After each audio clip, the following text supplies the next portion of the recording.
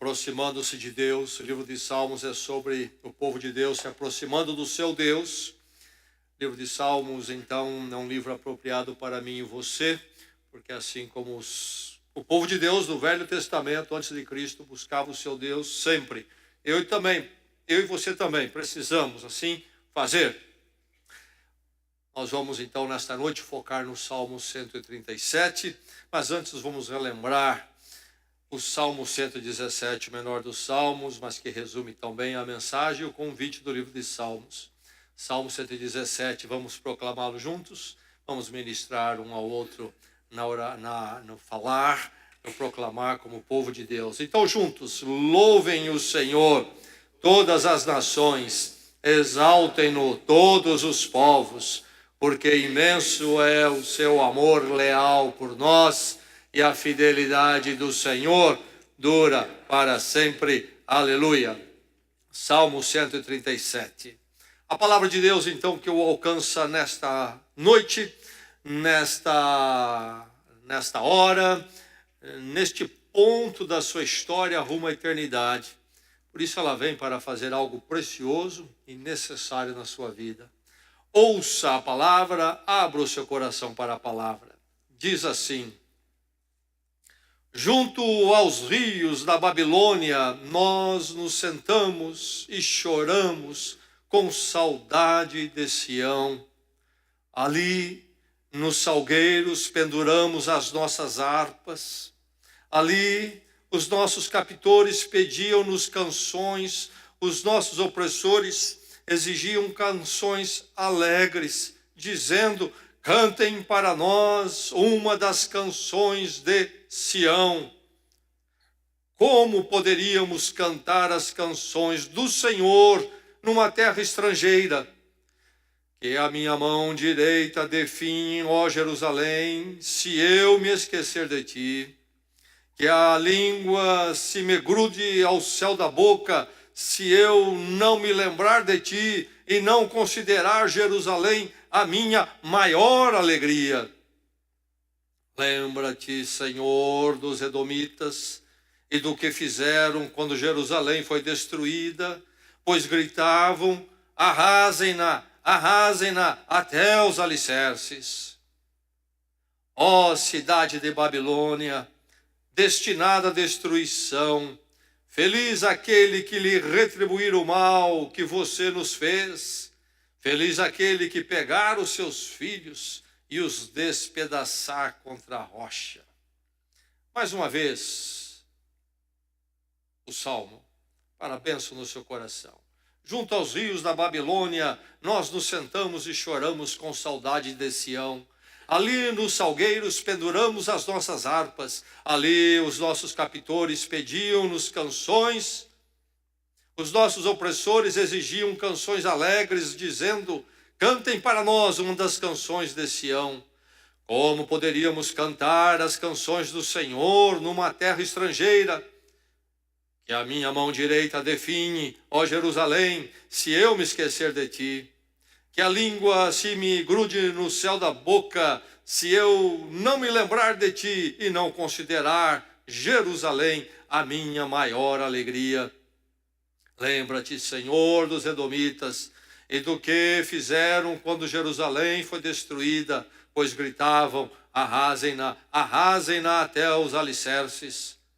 Ó cidade de Babilônia, destinada à destruição, feliz aquele que lhe retribuir o mal que você nos fez. Feliz aquele que pegar os seus filhos e os despedaçar contra a rocha. Verso 6, que a língua se me grude no céu da boca, se eu não me lembrar de ti e não considerar Jerusalém a minha maior alegria.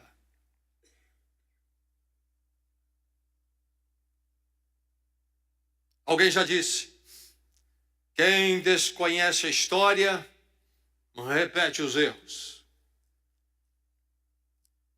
Como nação, como povo e como indivíduos, eu e você individualmente, precisamos lembrar a nossa história, ou conhecer a nossa história, e mais, conhecer a história até dos outros. Porque quem desconhece a história repete os erros. E poderíamos burilar isso um pouco melhor, afunilar, dizendo: não só quem desconhece, mas quem esquece a história repete os erros. E nesta nova forma, então fica muito mais aplicado a nós.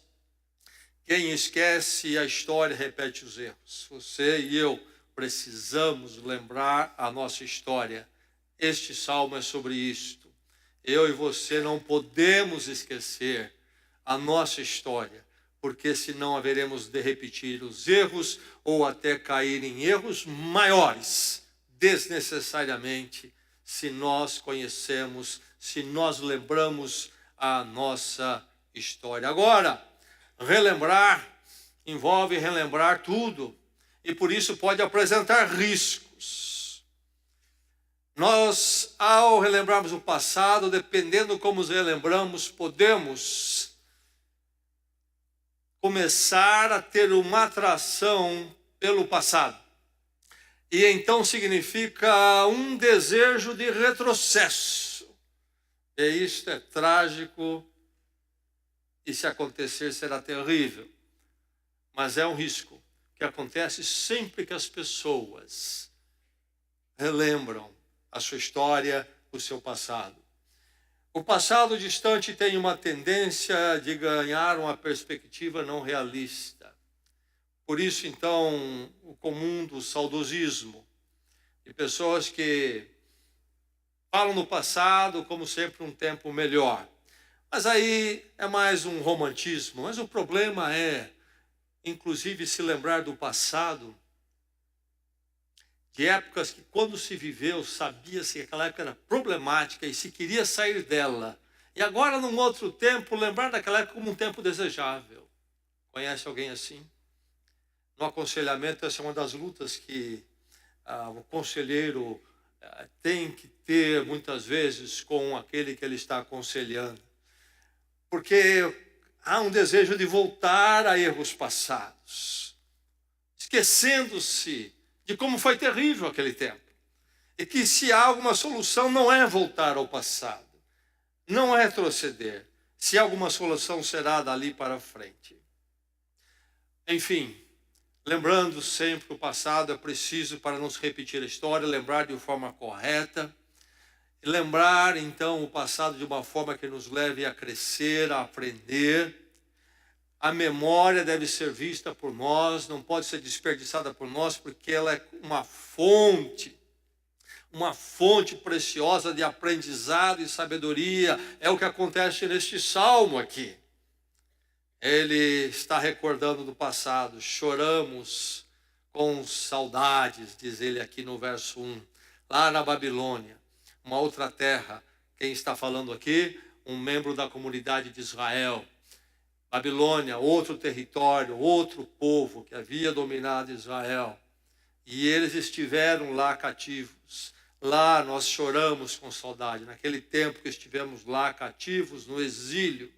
Agora, os tradutores lançaram aqui, vamos dizer assim, uma portuguesada, quando colocaram a palavra saudades. Choramos com saudades, porque saudades é a palavra do português, é a palavra que nós temos até como preciosa na nossa língua, uma riqueza dela. Isso se comenta sempre por aí. Você já ouviu falar sobre como a saudade é uma palavra do português muito especial, etc. Mas, ainda que seja correto, porque é com saudades, na verdade, o texto original no hebraico aqui é quando lembrávamos. Quando nós lembrávamos, nós chorávamos. Quando nós trazíamos a memória, ou quando nós ali estávamos então recordando, nós chorávamos. Chorávamos o que, diz ele? Chorávamos com saudades de Sião. Essa saudade, essa memória triste que vinha a eles quando pensavam em Sião. E aí precisamos lembrar e recordar também, então, o cenário deste salmo, onde ele se situa. O povo de Israel, o povo de Deus, se afastou do seu Deus. Profetas, quando você lê os profetas no Velho Testamento, a maior parte deles é do tempo antes do acontecimento que se refere a este salmo aqui. Os profetas vieram para falar a Israel que eles precisavam, o povo de Deus precisava se arrepender, voltar ao seu Deus, porque senão viria uma correção, destruição. E o povo não ouviu os profetas, até que chegou o momento quando acontece algo trágico. O povo de Israel, dividido em dois povos, o povo do norte e do sul. Primeiro, o do norte é derrotado e se acaba nas mãos dos assírios, um poder na época ali, na região. Mas os assírios caem e sobe um outro poder, um outro império na região, os babilônicos. Sobrou o reino do sul em Israel. O norte já foi na mão dos assírios. Agora o reino do sul, onde estava Jerusalém. E então eles continuam no caminho errado e a Babilônia vem e derrota a Israel, o reino do sul, Judá, e arrasa Jerusalém, e inclusive leva cativos para a Babilônia. Uma política que eles adotavam quando eles conquistavam povos, de retirar da terra conquistada, especialmente as pessoas mais pensantes, mais líderes, aquelas de melhor potencial. Primeiro, que eles poderiam aproveitar melhor essas pessoas na sua própria terra. Segundo, com isto eles eliminavam aqueles que poderiam levantar resistência ali no território ocupado. Enfim, levas de judeus então foram para a Babilônia. Isso aconteceu em 586, foi o ponto final. Houve mais de um momento, mas 586 foi a última, quando Jerusalém foi arrasado. O templo foi arrasado em Jerusalém, as muralhas de Jerusalém foram arrasadas. Tempo triste e terrível de destruição para quem ficou lá, e quem não ficou foi para o triste exílio, terra estranha, no meio de um outro povo. E lá ficaram até 536 a.C. 586, então a derrota final, o exílio final. 536 muda, porque os profetas tinham falado que seria um tempo de correção, mas Deus, pela graça dele, que amava Israel, o seu povo, haveria de reconstruir a nação então outra vez. 536 muda o poder na Babilônia. A Babilônia então cai, os medo-persas tomam o poder, um novo imperador assume, chamado Ciro, e ele tem uma outra política, e a política dele é de fazer então a aliança, um trabalho mais próximo com os povos, e permite que os exilados voltem. Deus havia profetizado isso. Ciro, na sua política, não sabe, mas ele é apenas um instrumento nas mãos de Deus que governa a história. E o povo de Israel volta. E então estão em Jerusalém, estão voltando ali para a terra para reconstruir, mas há muito a ser feito. Os profetas haviam falado: vocês vão voltar um dia da correção do Senhor, Deus vai reconstruir e tudo será novo, etc. Mas esse processo de reconstruir o novo não seria da noite para o dia. Então se volta e se encontra uma terra arrasada e muito por fazer. Deus haveria de fazer, mas havia muito por fazer. Então é um tempo de muita reflexão quando eles retornam. E este salmo, então, é um salmo deste retorno do exílio. Nós chorávamos ali, o verbo indicando o passado, e nós encontramos no verso 2 ou 3, ele falando da Babilônia. Ele fala da Babilônia ali, de pendurar as nossas harpas, etc. Ali, junto aos rios. Ele fala sobre este ali duas vezes no início do verso 2, então no início do verso 3, que também poderíamos traduzir ou colocar por lá nós chorávamos, lá nós pendurávamos então as nossas harpas, lá nós estávamos juntos daqueles rios, enfim, é lá. E ele está se referindo então a algo que já aconteceu, já se deu. Ele está agora em Jerusalém, o retorno à terra para reconstruir, tempo de reconstrução, mas um tempo de muitos desafios e muitas lutas. Mas quando eles estavam na Babilônia, que tipo de vida eles tiveram lá? Os judeus foram levados para lá, mas não como escravos. Eles precisavam ficar lá, mas tinham liberdade de reconstruir suas vidas lá. Inclusive, a maior parte deles, pessoas muito capacitadas. Inclusive, um jovem entre eles, como Daniel, acabou se tornando uma proeminência no reino da Babilônia. Se você ler o livro do profeta Daniel, ele narra a história ali no começo do livro, de como ele é levado como um jovem promissor, foi educado por Nabucodonosor e tornou-se líder da nação, um tipo de primeiro-ministro ali na Babilônia. Enfim, os judeus tiveram afluência lá. O profeta Jeremias, quando fala de que eles iriam para o cativo e ministra a eles quando eles vão, o profeta Jeremias oriente que, olha, vocês vão, a mão do Senhor pesou contra vocês vão ficar muito tempo na terra lá, orem por aquela terra, se estabeleçam, construam casas, porque não vão voltar amanhã, não. O plano de Deus ainda para a correção de vocês se delonga. Enfim, os judeus, então, agora estão de volta, aqueles que quiseram voltar para reconstruir, e eles, então, recordam a vida na Babilônia. Lá, possivelmente estavam com a vida estruturada, construíram a sua vida, ficaram por décadas ali, e agora voltam para a sua terra, onde tudo precisa ser construído. Há uma obra de Deus sendo feita ali. É a mão de Deus redentiva, reconstruindo. Mas há muito a ser reconstruído. Há uma obra, Deus está operando. E aí, então, o Salmo tem esse aspecto didático. Nós choramos lembrando de Sião quando lá estávamos. Em Jerusalém agora, estou recordando como que lá nós recordávamos. Aqui, e lá nós chorávamos. E agora eu estou aqui lembrando disto. Há toda uma memória em atividade aqui. Uma riqueza de memória, mas uma riqueza didática, proveitosa, edificadora. Uma memória que eu e você precisamos ter. Cresça, então, em fidelidade ao lembrar. Eis a palavra de Deus para você nesta noite. Cresça em fidelidade ao lembrar. Lamente o passado distante de Deus. É importante lembrar esse passado distante de Deus, mas como uma forma de lamento, e não de alegria, e não de vontade de voltar para Ele. Diz o Salmo aqui, junto aos rios, choramos, lembrando, com saudades de Sião, e nos salgueiros dependuramos as nossas harpas. O que está acontecendo? Talvez possamos ficar pensando que aqui é um cenário bucólico, né? Gente ali chorando, põe a harpa na árvore, os salgueiros, árvores da região lá, então de pendura, aquele povo chorando. Não, eles estavam com a vida estabelecida, eles foram para lá se estabelecer lá.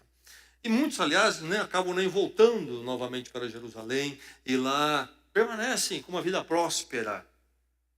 O que acontece aqui? Junto aos rios. Babilônia é numa terra de rios, o Iraque hoje. 2 rios principais, Tigres e Eufrates, mas muitos canais que irrigavam então a terra. Acontece que os judeus, longe do templo de Jerusalém, eles costumavam encontrar-se para meditação e oração junto a águas, ribeiros de águas correntes. Porque eles incluíam as suas cerimônias purificadoras nesses momentos de oração e de leitura da palavra da Torá. Então, o que ele está falando aqui, quando ele diz junto aos rios, e eram abundantes lugares para eles fazerem os seus encontros, então, eram abundantes lugares para águas de purificação, ele está dizendo esses momentos quando eles, dentro da liberdade, que eles tinham inclusive de culto lá, eles se encontravam para pensar na sua fé, no seu Deus, e em Sião, onde o templo uma vez esteve, mas agora havia sido arrasado por esses que o trouxeram para o exílio. Essa é a cena. E ali, nessas horas de reflexão na palavra de Deus e de oração, é que eles então podiam lembrar e eram levados a confrontar na sua memória tudo o que se passou com eles. Nós estamos aqui, até com uma vida próspera, quem sabe economicamente, mas longe de Jerusalém, onde nem o templo mais está em pé. Estamos longe de Jerusalém, onde tinha o templo, que era o quê? O templo era a presença de Deus, Yahvé, o Deus da aliança, pactuado com eles em graça e misericórdia. Longe disto que era, então, a expressão dessa presença misericordiosa de Deus, do seu Deus.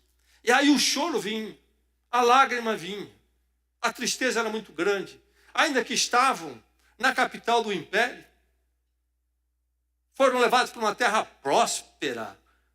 Viveram entre o povo que dominava toda a região, a economia. E lá venceram, mas quando paravam para orar e refletir, as lágrimas vinham. Estamos aqui por causa do nosso pecado. Estamos na Babilônia. Fomos derrotados pelos babilônios que Deus permitiu. Esse é um povo que não pertence a Deus, mas Deus permitiu esse momento deles em nossas vidas para nos chicotear, nos despertar dos nossos erros. E aqui estamos nós, então, separados de Sião. Sião, o que é Sião? O Monte Sião. O Monte Sião onde está Jerusalém. Por que Sião é importante? Porque lá está Jerusalém. Mas por que Jerusalém é importante? Porque em Sião, Jerusalém, está o templo, a presença de Deus, do Senhor, que um dia formou Israel e o chamou para si mesmo, para ser uma luz para as nações, como diz o profeta Isaías algumas vezes. E aí é que os seus captores, o pessoal da Babilônia, pede para que eles cantem cânticos de Sião, aqueles cânticos da sua fé. Cânticos de Sião, de Jerusalém, cânticos do templo, cânticos sobre o Senhor. E é por isso que eles vão responder, o pedido é cante no Salmo, cante os cânticos de Sião, cante uns dos cânticos de Sião para nós. E eles respondem, como podemos cantar as canções, e eles dizem, não de Sião, mas do Senhor, em terra estrangeira. Porque os cânticos de Sião, na verdade, eram os cânticos do Senhor. Não eram apenas alguns cânticos folclóricos que talvez os babilônicos achavam interessantes de ouvi-los cantar, os judeus cantando os seus cânticos. Eram cânticos do Senhor, eles sabiam que cânticos de Sião eram cânticos sobre a fé no Senhor, o seu Deus. E isso tudo era muito dolorido para eles. Alguns entendem que esse pedido dos babilônicos para que eles cantassem canções de Sião fosse uma atitude de deboche. É verdade que encontramos em outros salmos a povos inimigos perguntando a eles numa hora difícil, onde está o seu Deus? Talvez seria esta. Mas me parece que no contexto do salmo a tônica é outra. É, na verdade, um pedido de quem não entende a fé. Muito fácil para eles pedirem, cante alguns cânticos aqui. Nós queremos ouvir, nos delicie com isso. Mas para ele aqueles cânticos não eram apenas uma arte, um momento cultural. Eram cânticos do Senhor. Cântico difícil de ser cantado em terra estrangeira. Porque o fato de estarmos em terra estrangeira, estamos longe da presença de Deus, do templo. Porque nós erramos. Nós erramos. E talvez aí havia tentação. Qual era a tentação? Nós estamos aqui na Babilônia. Sabe, o profeta até Jeremias disse para a gente se radicar aqui, vai demorar o retorno. Jerusalém está longe, nossa vida aqui agora, nós estamos com os babilônicos. Então eles pediram para a gente cantar, vamos nos associar. A gente vai se integrar a esse negócio aqui, culturalmente, e então até teologicamente, doutrinariamente. A gente vai cantar, o que tem que cantar os cânticos de Sião aqui, vamos cantar, eles vão gostar, a gente interage com eles, a gente se integra a essa cultura. Me faz lembrar um pouquinho o louvor gospel dos nossos dias. O cantorzinho conseguiu ser convidado para um programa de televisão secular. Cantorzinho gospel. E lá vai ele todo feliz, cantar ali. E ele canta sobre o Senhor. E a plateia, dirigida por alguns ali manipuladores, né, de plateia, faz ela também cantar com ele. Às vezes o programa tem umas dançarinas com umas roupinhas meio assanhadas lá, e elas dançam no fundo também. É uma festa só. Ninguém está entendendo o que é o cântico do Senhor ali. Não se canta em terra estrangeira se é para associar, negociar, diluir, misturar, perder a sua razão e distinção. Mas há muitas outras formas disso acontecer em nossas vidas e que precisamos tomar cuidado. esse convite à associação, à integração. Não é um convite, olha, vocês estão proibidos, aqui na Babilônia está censurado, não se canta esse cântico da cultura e da fé de vocês. Não é isso. Vem cantar conosco. E nos dias de hoje, nós vivemos um momento assim na cultura. Vem cantar a música evangélica conosco. Vem ser um evangélico pop, que também anda com o politicamente correto. Você não fala nada contra ninguém. E você está sempre de bem com a vida, a gente também, não é? Essa água morna que não impacta nada e não significa nada. Cantem. Como cantar o cântico do Senhor numa terra, numa situação que nada tem a ver com o Senhor, que na verdade aponta que nós estamos debaixo de uma situação difícil e eles também que não conhecem o Senhor. Todos nós estamos numa situação como a dele aqui. Ele está em Jerusalém, retornou. Deus resgatou o seu povo. Deus está refazendo o seu povo. A vida no exílio, longe de Deus, é passado. Ele está lembrando daquele momento. Você que está em Cristo hoje, está em Jerusalém, está na presença de Deus, próximo do seu Deus. Você tem uma Babilônia. Cristo chegou à sua vida, mudou. Pelo perdão da cruz, a graça de Deus o alcançou. Trouxe você para Ele mesmo, limpou os seus pecados, transformou a sua vida. Lhe deu, então, um propósito de vida em viver com o Senhor, próximo dEle em todos os seus caminhos.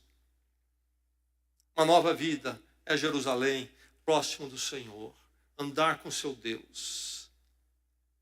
O perigo é começar a lembrar da Babilônia e lembrar da forma errada. Não da forma que o fortalece. É preciso lembrar de uma forma que você lamente. Por melhor que fosse muitos aspectos atrativos ao coração humano a Babilônia. A economia era maravilhosa lá, mas era uma terra estrangeira, isto é, uma terra onde estávamos longe do Senhor. E não importa o que tivesse de admirável lá, não serve, é pior. Qual a sua memória da sua vida antes de Cristo? Qual é a sua memória? A sua memória o leva a lamentar aquele passado, a dizer aquele passado não servia para mim. Anos atrás, conversei com uma pessoa que passou por abusos físicos no casamento. E fui aconselhando muito tempo essa pessoa. 2 anos depois, estava conversando com ela ainda, ela procurando reconstruir o seu caminho. Mas sabe, agora, passados 2 anos só, sentindo um pouco da solidão, começou a conversar nos aconselhamentos só daquilo que aparecia bonito naquela vida passada de casamento. E tudo aquilo de horrível que viveu, inclusive eu participei, ajudando como conselheiro, etc., foi apagado da mente.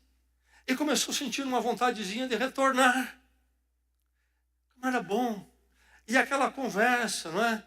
Eu que ouvi sobre o abuso físico terrível tantas vezes, mas sabe, ele era bom. 2 anos depois ele ficou bom. Ele começou a querer voltar. E minha pergunta é voltar para o quê? É para isso. Tem isso também, né? É preciso lamentar o passado distante de Deus, longe de Deus. De forma nenhuma temos qualquer saudade disso. Que a Babilônia realmente seja um passado para todos nós. Que nenhum de nós fique com saudades da Babilônia. É melhor Jerusalém com o Senhor, apesar de todas as lutas da reconstrução.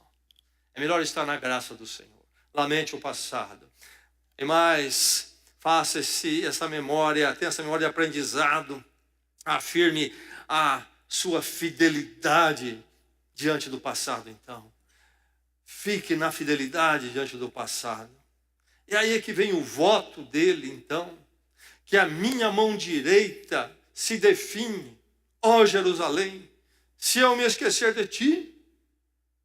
Que a minha língua se grude no céu da boca, se eu não me lembrar de ti. Ele fala sobre a mão definhar, sobre a língua grudar no céu da boca, não pode falar mais.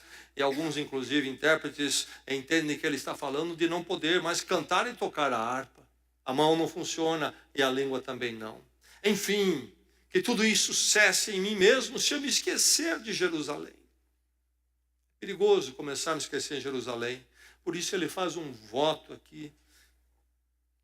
Ele se posiciona a ser fiel diante do passado. Deus, coloque diante de mim isto.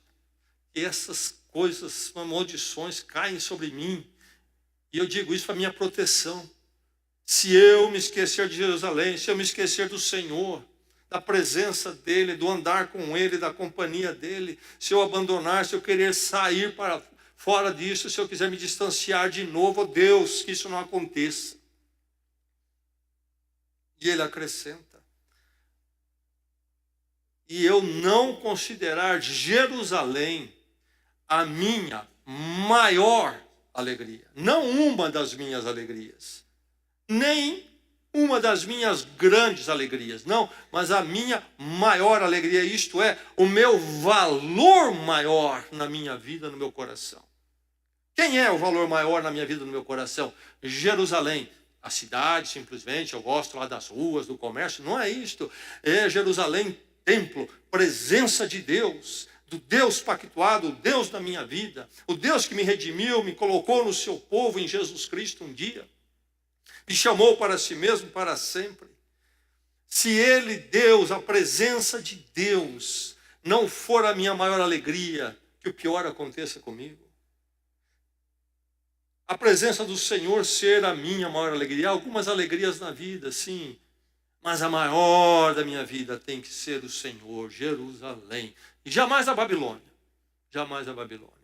Afirmar esta fidelidade. Ele se posiciona, afirma.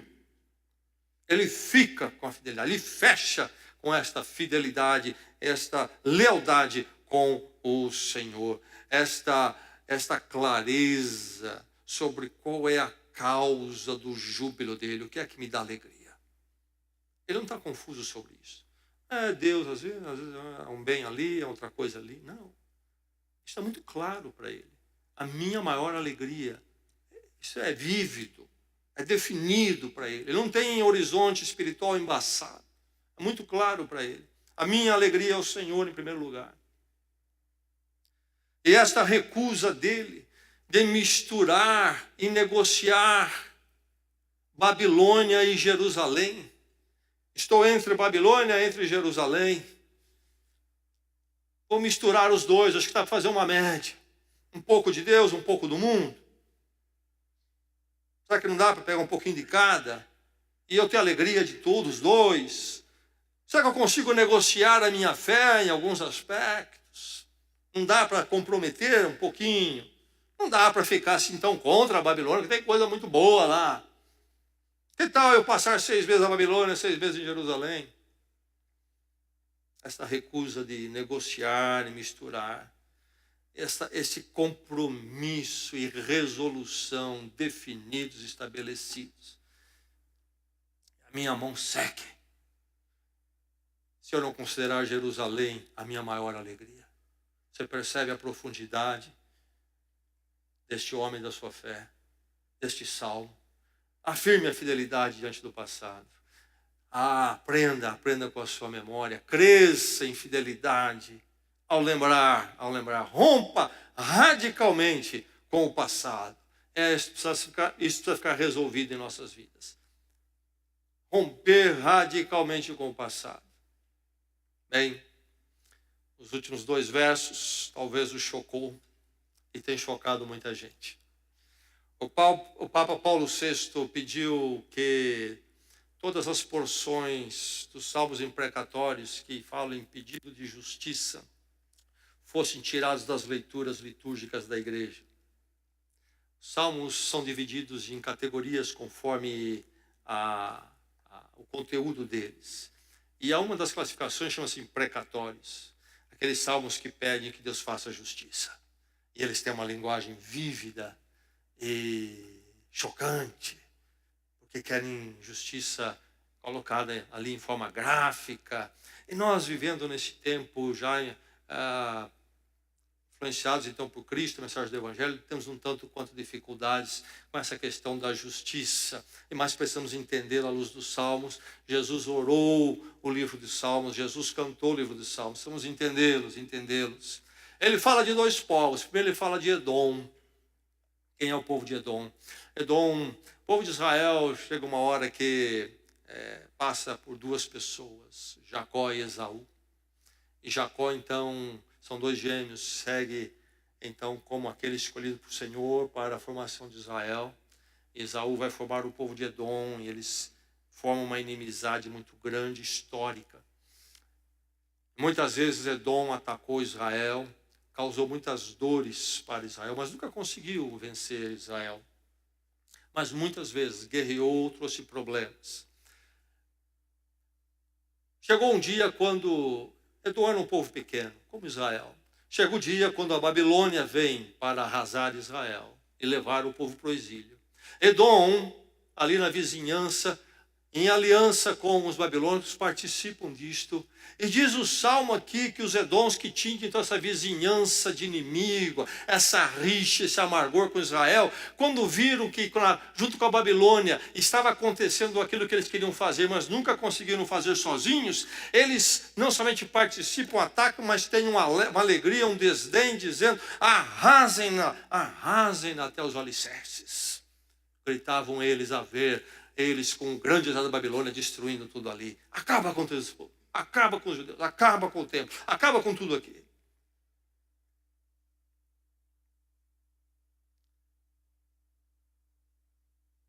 Uma atitude terrível, essa dos edomitas. É verdade que as mãos do Senhor pesam com justiça. Às vezes a mão do Senhor, de graça, pesa sobre o seu filho, um crente, como correção de amor.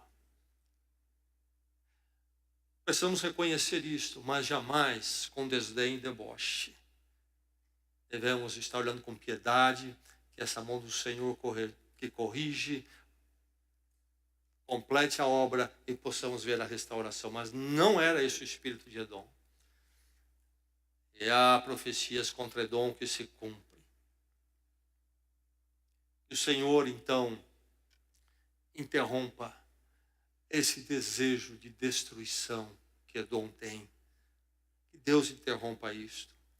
Mas ele fala da Babilônia, no verso último: ó cidade da Babilônia destinada à destruição, feliz aquele que lhe retribuir o mal que você nos fez, feliz aquele que pegar os seus filhos e os despedaçar contra a rocha. Que coisa terrível, não é? Está acontecendo aqui. Eu me lembro quando aconteceu aquele crime terrível aqui, em Bragança, creio que muitos de nós se lembram, 2 sujeitos tomam uma mulher comerciante na sua casa, abordam, sequestram com um filho pequeno, roubam um pouco de dinheiro que ela tinha, levam ela e o filho no carro dela para um lugar distante aqui da cidade, matam os dois e queimam os dois do carro.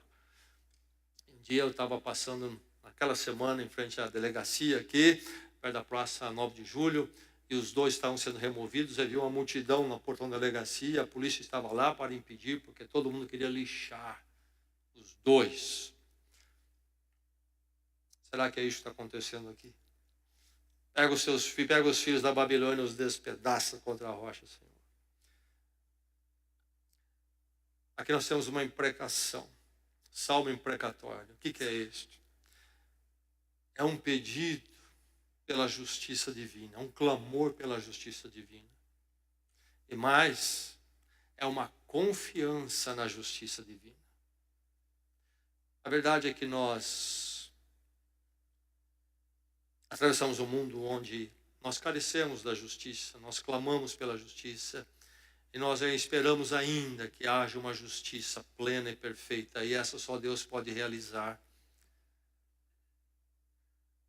Eles clamam pela justiça de Deus, eles esperam, Deus, a Babilônia nos fez tanto mal, que o Senhor, então, tome conta dela. Eles pedem e confiam na justiça de Deus. Veja bem, note bem isso. Eles pedem e confiam. Eles se negam a fazer justiça com a própria mão. Nos salmos imprecatórios, O salmista não faz justiça com a sua mão. Ele entrega a injustiça às mãos da justiça de Deus. De forma gráfica, assim, Senhor, eu quero ver cumprida a justiça. Falei deste caso aqui, dos 2 assassinos que matam e queimam uma mulher e seu filho pequeno.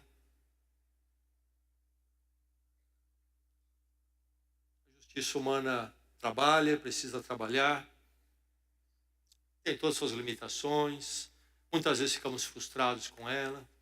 Será que a justiça humana vai conseguir compensar o que esses 2 fizeram? Creio que não. Eu também anseio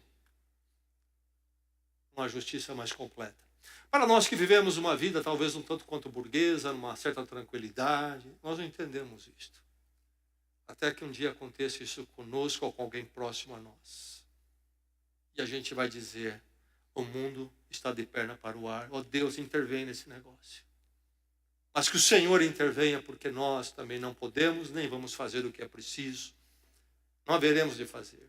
Israel reconhece então ali a sua culpa. Neste salmo, o salmista não nega a culpa deles, mas não aceitam o desdém diante da correção e nem que fique impune o erro dos outros também. Diante do seu Deus, eles clamam então por justiça. Agora, a palavra aqui, feliz aquele que tomar, diz ele, não é? No salmo, feliz aquele que então retribuir o mal que você nos fez. Feliz aquele que pegar os seus filhos e despedaçar. Esta palavra feliz aparece nos salmos alguma vez, depende das versões. Outras versões traduzem por bem-aventurado. As bem-aventurança ou a bem-aventurança nos salmos é uma palavra técnica. O primeiro salmo, salmo número 1, diz, bem-aventurado o homem, não é? Que anda segundo o conselho do Senhor e não segundo o conselho dos ímpios. O que é bem-aventurado? Feliz enfraquece muito. A versão que eu tenho usa feliz e enfraquece muito. A palavra bem-aventurado é melhor, mas é um conceito muito profundo. Quando nós lemos o livro de Salmos, fica muito entendido o seguinte, o que é bem-aventurado? É estar alinhado com a vontade de Deus. É estar fazendo a vontade de Deus. Esse é o bem-aventurado. Ou então feliz no termo aqui. Quem ele chama então de bem-aventurado é aquele que faz esta justiça segundo a vontade de Deus. É quando a vontade de Deus, as profecias de Deus em relação à Babilônia se cumprem. E isto pertence a Deus. É a vontade de Deus sendo realizada, Deus usando instrumentos, como ele usou para abater a Babilônia, e aconteceu isso. Mas quem fez? Fez porque Deus permitiu e encaminhou. É o encontro com Deus que todos haverão de ter um dia. O fato é que a justiça divina existe. Nós vivemos num tempo de misericórdia, da graça. Deus dá a oportunidade do arrependimento. Nós ensinamos a graça e a misericórdia de Deus a todos. Nós não fazemos justiças por nós mesmos, esperamos que todos cheguem ao arrependimento.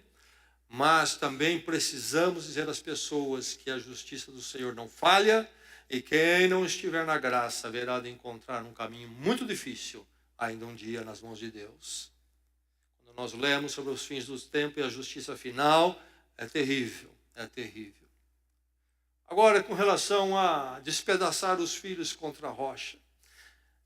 Essa era a figura das guerras daqueles tempos que significava encerrar a progenitura, a descendência. Isto é, que esse povo não mais prospere e se levante. Nós tivemos a Primeira Guerra Mundial. Os alemães causaram aquela guerra, foi terrível, a carnificina na Europa foi enorme. E aí os alemães foram derrotados e passaram-se alguns anos, eles se fortaleceram, levantaram, tivemos a Segunda Guerra Mundial. E a ideia, então, era que isso não acontecesse. A ideia era, então, de se encerrar esse povo para que nunca mais eles se levantem. Isto vira, então, uma expressão para dizer, ó Deus, que aquilo que aconteceu jamais aconteça de novo. Que nenhuma Babilônia venha à nossa vida mais. Essa é a questão aqui. Que nenhuma Babilônia venha mais à nossa vida, ó Deus. Nenhuma vida do Senhor seja tocada pela Babilônia outra vez. Que possamos permanecer em Jerusalém, possamos permanecer em Jerusalém hoje e em Jerusalém para sempre, nunca mais distante do Senhor. Nunca mais Babilônia em nossas vidas.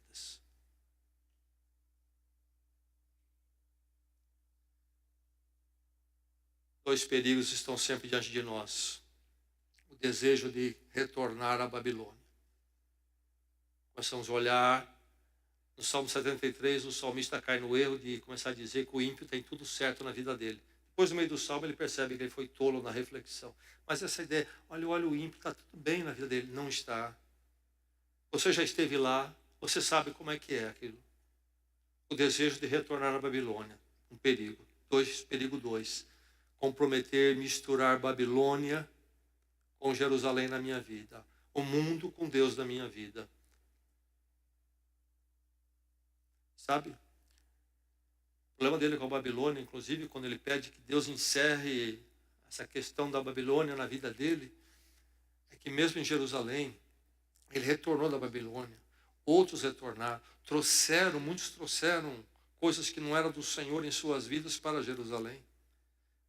O perigo era viver até a Babilônia em Jerusalém. Viver o que era do Senhor dentro de Jerusalém. Estou na igreja. Me identifico como crente. E há coisas da Babilônia que entram na minha vida. Ídolos da Babilônia estão no meu coração. É preciso romper com tudo isto. Cresça em fidelidade ao lembrar. Mas este lembrar, esta memória, que o fortalece na fé, que o leva a ver com clareza que a sua maior alegria é o Senhor, alegria eterna. E que as alegrias da Babilônia são pequenas. E firmá-lo numa vida de reconstrução com o Senhor. Talvez até com lutas. Num mundo totalmente oposto a isto. Mas é o caminho melhor. Porque é o caminho de estar perto do Senhor e estar em Jerusalém. Que o Senhor dê a você sempre esta reflexão e esta memória. Que deseje Jerusalém. Deseje o Senhor hoje e para sempre. Vamos orar.